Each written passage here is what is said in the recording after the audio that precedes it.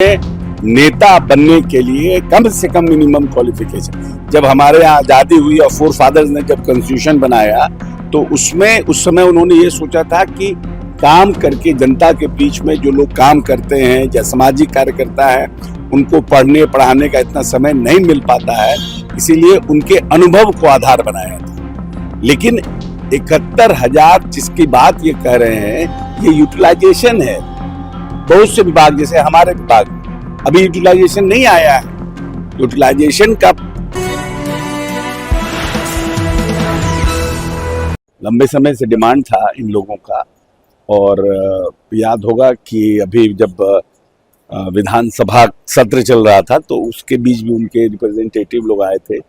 Last year जब मार्च में हम लोगों का सेशन चल रहा था तब भी लोग आए थे। और एक स्वास्थ्य विभाग का भी बहुत लंबे समय से इनका डिमांड चल रहा था, क्योंकि स्वास्थ्य सेवाओं में इनकी भूमिका खास करके रूरल सेक्टर्स में बहुत ज़्यादा है। तो हमको लगता है कि इससे न सिर्फ एक तो है कि महिलाएं हैं सब उसमें, और चाहे वो प्रसव कराने से लेकर के सब में उनकी भूमिका बहुत महत्वपूर्ण भूमिका रही है।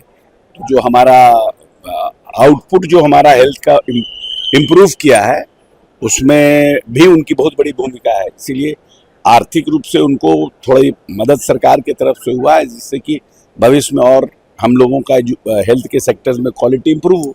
एसआईआर के खिलाफ राहुल गांधी बिहार आएंगे, कोऑर्डिनेशन कमेटी की बैठक थी इंडिया अलायंस की, जिसमें तेजस्वी यादव ने ऐलान किया है कि हम लोग बिहार यात्रा पर निकलेंगे। लोगों के बीच में जो घोटाला बिहार सरकार ने किया है 71,000 करोड़ का, या एसआईआर को लेकर के जो वोट काटे जा रहे हैं लोगों के, उसको लेकर जनता के बीच में जाएंगे, क्या कहिए? देखिए, एक तो है कि ये दोनों बात जो तेजस्वी जी कह रहे हैं, इसीलिए कहा जाता है कि एजुकेशन जो है मिनिमम क्वालिफिकेशन ग्रेजुएशन अब होना चाहिए।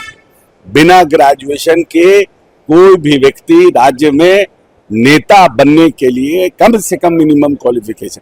जब हमारे यहाँ आजादी हुई और फोर फादर्स ने जब कॉन्स्टिट्यूशन बनाया तो उसमें उस समय उन्होंने ये सोचा था कि काम करके जनता के बीच में जो लोग काम करते हैं या सामाजिक कार्यकर्ता है उनको पढ़ने पढ़ाने का इतना समय नहीं मिल पाता है, इसीलिए उनके अनुभव को आधार बनाया था।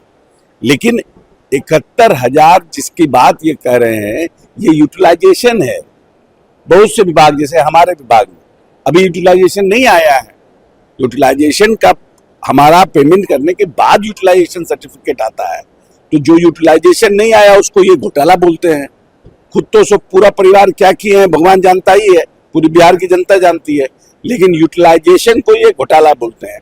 और जहां तक हमारा जो अपना वोटर लिस्ट का रिवीजन जो हो रहा है ये हर 22 साल पर होता है। वाजपेयी जी के समय में भी हुआ है, अभी भी हो रहा है। जब एंड ऑफ द डे आप वोटर लिस्ट देखिएगा और उसमें देखिएगा कि लोगों का नाम कटा ही नहीं है तो कैसे पता चलेगा? अभी तो आप भ्रम पैदा कर रहे हैं लोगों में ना। एक भी नेता ऐसा नहीं है जिसने इसमें अपना नाम नहीं भरवाया। अपना, बच्चों का, बेटा का, बेटी का, बहू का, सबका भरा दिया।